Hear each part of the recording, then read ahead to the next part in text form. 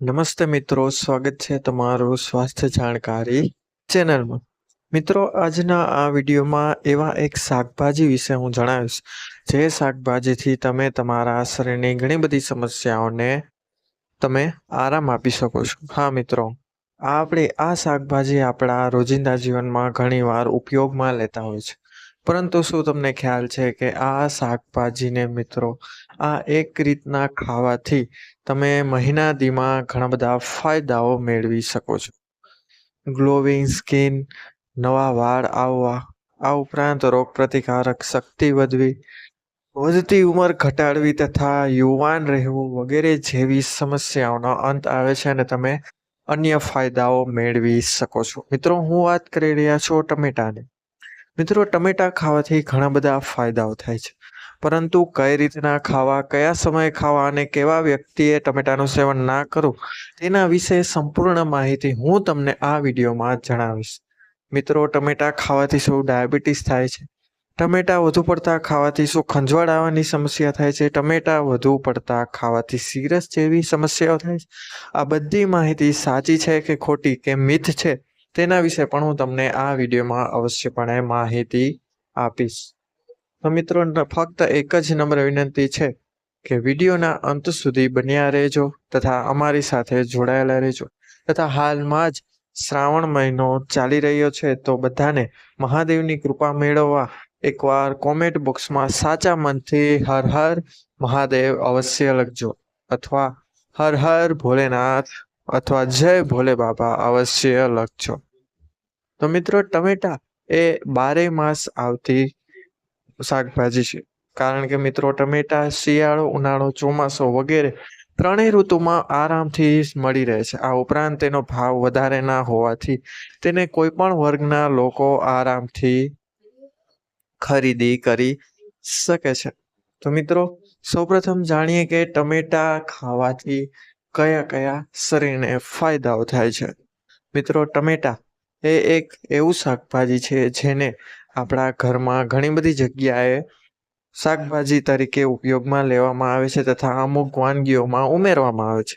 કોઈ પણ જાતનું શાક બનાવવું હોય, દાળ અથવા કઢી અથવા કોઈ પણ જાતની અન્ય રેસીપીમાં ટમેટાનો ઉપયોગ મુખ્યત્વે થતો જ હોય છે અને તે ખૂબ જ સામાન્ય પણ છે. પરંતુ મિત્રો, ટમેટાને કઈ રીતના ખાવા જોઈએ તે રીતે વાત કરીએ તો મિત્રો, ટમેટામાં વિટામિન સી ભરપૂર માત્રામાં રહેલું હોય છે. આ ઉપરાંત મિત્રો, ટમેટામાં એન્ટીઓક્સિડન્ટ ગુણો પણ ખૂબ જ ભરેલા હોય છે. તો મિત્રો, સૌપ્રથમ વાત કરીએ તો ટમેટાને મિત્રો તમે કાચા પણ ખાઈ શકો છો. આ રોજ આખા દિવસમાં માત્ર 2 ટમેટા કાચા ખાવાથી મિત્રો તમારા શરીરને વિટામિન સી ની જેટલી પણ કમી હોય તે બધી સંપૂર્ણ કરી દે છે. આ ઉપરાંત વિટામિન સી થી તમારા શરીરની રોગપ્રતિકારક શક્તિ વધે છે, જેના લીધે મિત્રો તમને અન્ય બીમારીઓ સામે રક્ષણ આપવામાં ફાયદો મળે છે. આ ઉપરાંત મિત્રો, ટમેટામાં એન્ટીઓક્સિડન્ટ ગુણો ભરેલા હોય છે, જે તમારા શરીરની વધતી ઉંમરને ઘટાડવાનું કાર્ય કરે છે. તેથી ટમેટાના રોજના 2 ખાવાથી મિત્રો તમે હંમેશા યુવાન દેખાઈ શકો છો.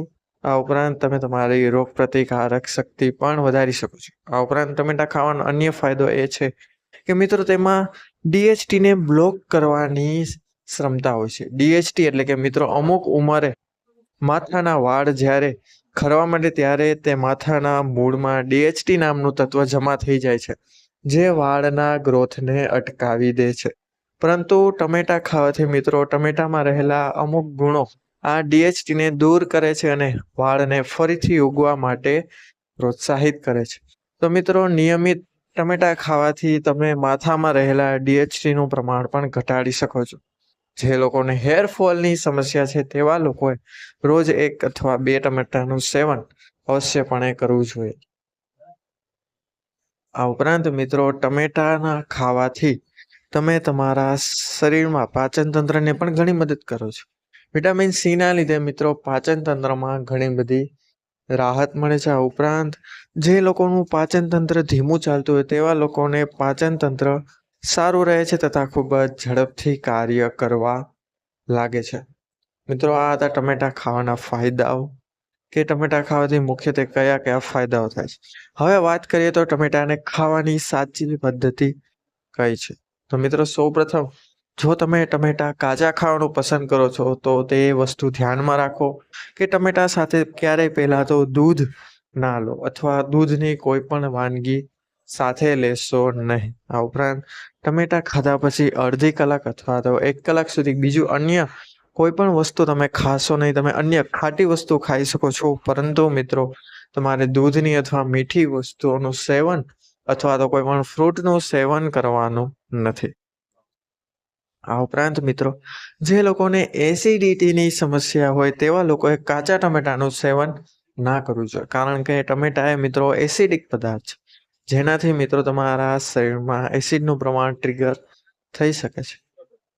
માટે બને ત્યાં સુધી જે લોકોને એસિડિટી થતી હોય તેવા લોકોને કાચા ટમેટાની જગ્યાએ ટમેટાને અન્ય વાનગીઓમાં ઉમેરીને તેનું સેવન કરવું તેમના માટે સારું રહેશે. આ ઉપરાંત જે લોકોને મિત્રો ડાયાબિટીસ હોય તેવા લોકોએ ટમેટાનું સેવન ડાયરેક્ટ ના કરવું જોઈએ. તેવા લોકોને પણ ટમેટાનું સેવન અન્ય વાનગીમાં ઉમેર્યા બાદ અથવા તો વઘાર કર્યા બાદ કરવું જોઈએ. જે લોકોને મિત્રો કાચા ટમેટા નથી ભાવતા તે ટમેટાનું શાક દ્વારા પણ તેના ફાયદાઓ મેળવી શકે છે. મિત્રો ટમેટાનું શાક ખાવાથી પણ શરીરને ઘણા બધા ફાયદાઓ થતા હોય છે. હવે મિત્રો ટમેટાને ખાવાનો સાચો સમય કયો છે તો વાત કરીએ તો મિત્રો ટમેટાને ક્યારેય સવારે નાસ્તામાં ખાવા જોઈએ નહીં, કારણ કે સવારમાં જ આટલું એસિડિક પદાર્થ ખાવાથી મિત્રો તમને પેટમાં બળતરા જેવી સમસ્યા થઈ શકે છે.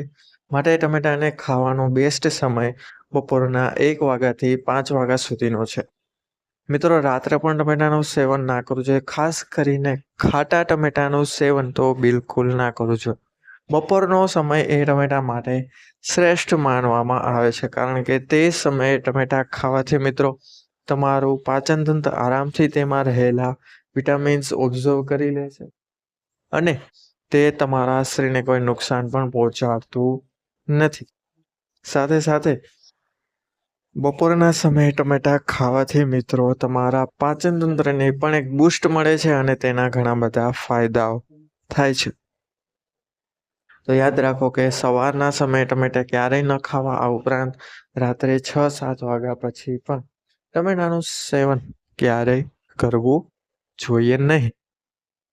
હવે મિત્રો જે લોકો ટમેટા ખાવાથી એલર્જી ધરાવે છે અથવા જે લોકોને ચામડીને લગતી સમસ્યા હોય તેવા લોકો મોડા ટમેટાનું સેવન કરવું જોઈએ. ખાટા ટમેટાનું સેવન બિલકુલ ના કરવું જોઈએ, અન્યથા મિત્રો તમને સરસ અથવા ખરજવું જેવી સમસ્યા થઈ શકે છે. માટે જે લોકોને ચામડીને લગતી અન્ય કોઈ પણ બીમારી હોય તેવા લોકોએ ડોક્ટરોની નિષ્ણાતની સલાહ લઈને જ ટમેટાનું સેવન કરવું જોઈએ. તો મિત્રો આ હતી કે કઈ રીતના ટમેટાનું સેવન કરવું જોઈએ અને કેવા લોકોએ ટમેટાનું સેવન કઈ રીતના કરવું જોઈએ. મિત્રો ટમેટાને તમે સલાડ તરીકે પણ ઉપયોગમાં લઈ શકો છો, પરંતુ મિત્રો તમે જ્યારે ટમેટાનું સલાડ તરીકે ઉપયોગમાં લો છો ત્યારે તેના પર વધારે પડતો મસાલો મીઠું નાખશો નહીં. તેનાથી મિત્રો તમારા ટમેટાના રહેલા ગુણો નાશ પામે છે. આ ઉપરાંત મિત્રો તેનાથી પેટમાં વધારે પ્રમાણમાં એસિડિક પદાર્થ ઉત્પન્ન થાય છે, જેનાથી એસિડિટી જેવી સમસ્યા થઈ શકે છે. મિત્રો જે લોકો આજીવન યુવાન રહેવા માંગે છે, આજીવન તંદુરસ્ત રહેવા માંગે છે તથા તેમના વાળ મજબૂત કરવા માંગે છે તેવા લોકોએ ટમેટાનું સેવન ચોક્કસપણે કરવું જોઈએ. જો યોગ્ય પ્રમાણમાં અને સાચી રીતના ટમેટાનું સેવન કરવામાં આવે તો મિત્રો તે તમને ઉપર જણાવેલા ઘણા બધા ફાયદાઓ તમને આપી શકે છે. તો મિત્રો આ વિડીયો તમારા મિત્રજનો અને પરિવારજનોમાં અવશ્યપણે શેર કરજો તથા જો વિડીયો પસંદ આવ્યો હોય તો વિડીયોને લાઇક કરજો, ચેનલને સબસ્ક્રાઇબ કરજો તથા બાજુમાં આપેલા બેલ આઇકન બટનને અવશ્ય દબાવો. તો મિત્રો જો હવે મળીશું આવા જ નવા ટોપિક સાથે, આવી જ નવી માહિતી સાથે. ત્યાં સુધી બધાને હર હર મહાદેવ, જય શ્રી રાધે કૃષ્ણ, જય મા ભવાની. આભાર, ધન્યવાદ.